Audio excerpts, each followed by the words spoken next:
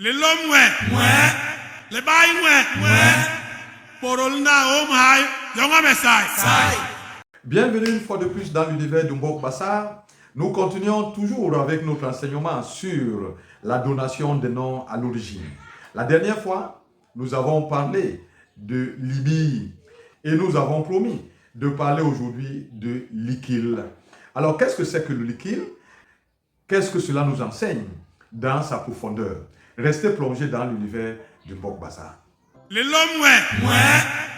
Nos ancêtres ont dit Likil diga Kilarmo. Quand la famille du garçon se déplace pour aller vers la famille de celle qu'on veut épouser, nos ancêtres ont donné ce nom à cela. Ce nom, c'est Likil. Et quand on va, on dit Menkel Likil. En quelque sorte, traduit mot à mot, ça voudrait dire je vais lancer le Likil. Alors, qu'est-ce que c'est que Likil? En dehors du fait que ça nous renvoie à aller, n'est-ce pas, rencontrer la famille pour poser les premières bases du mariage, aller chercher à épouser la femme. Alors, le mot Likil, dans sa fonction explicative, est composé de deux mots. Il y a li et il y a kil. Kil, c'est le verbe marcher. Mais ici, dans le sens que, n'est-ce pas, marcher plusieurs fois. Et qu'il veut dire, n'est-ce pas, la voie, le chemin qu'on utilise pour marcher régulièrement. Et pour aller chercher le mariage, le Bassa dit, menke ileng likil, cela veut dire lancer le chemin, lancer la voie sur laquelle on va régulièrement marcher. Qu'est-ce que cela nous enseigne sur le mariage? Parce qu'ici, il est question de l'annonce du mariage. Cela veut dire que le likil, c'est aller lancer un chemin. Mais qu'est-ce qui est ce chemin? Ce chemin, c'est le mariage. Donc, le mariage, c'est une voie d'accès par laquelle, n'est-ce pas, nous allons passer. Len veut dire lancer, comme on lancerait un pont.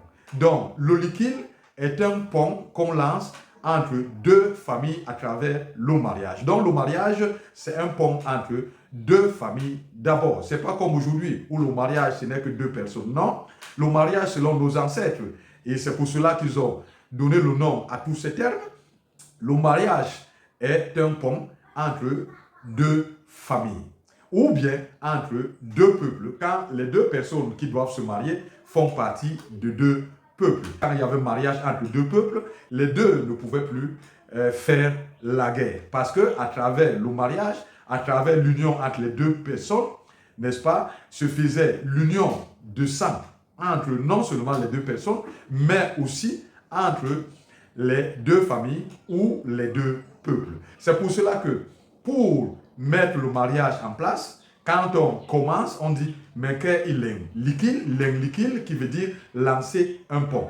Un pont qui est une voie d'accès entre les deux familles, qu'on appelle likil, par lesquelles vont se faire dorénavant, quand ce mariage est mis en place, vont se mettre en place des relations que les Bassa appellent Ndjel. Ndjel qui a le même sens que likil. Parce qu'à travers le mariage, beaucoup de choses se feront après. Il y a d'autres personnes qui se marieront à travers les deux familles ou les deux peuples.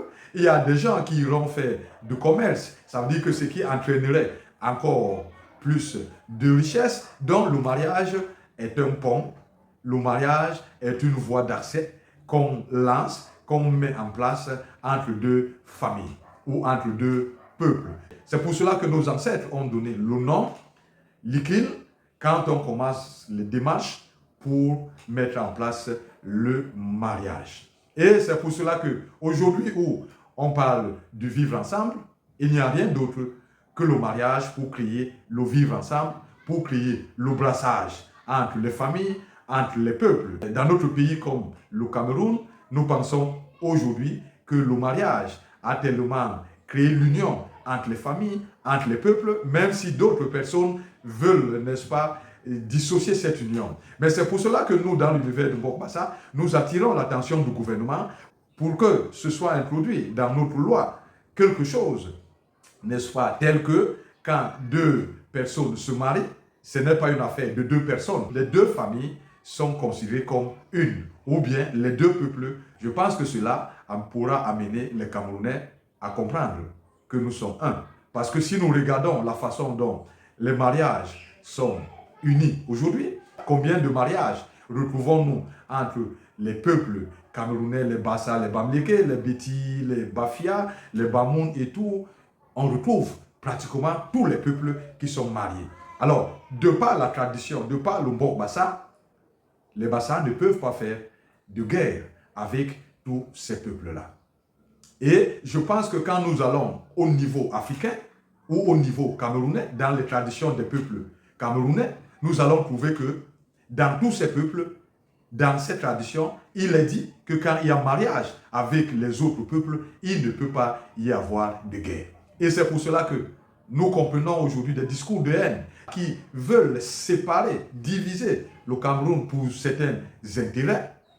Mais tout cela aussi, c'est parce que nous avons pris nos traditions et nous les avons jetées. Et c'est pour cela que dans l'univers de Mbok Bassa, nous disons que nous devons revenir à nos traditions, à ce que nos ancêtres ont mis en place, le likil, qui veut dire mettre en place le chemin, la voie, le lien entre les familles, entre les peuples, que nous appelons Libi, le mariage. Restez plongés dans l'univers de Mbok Bassa et surtout, Hilolombi, à cause de Sayap, Bibo Basona.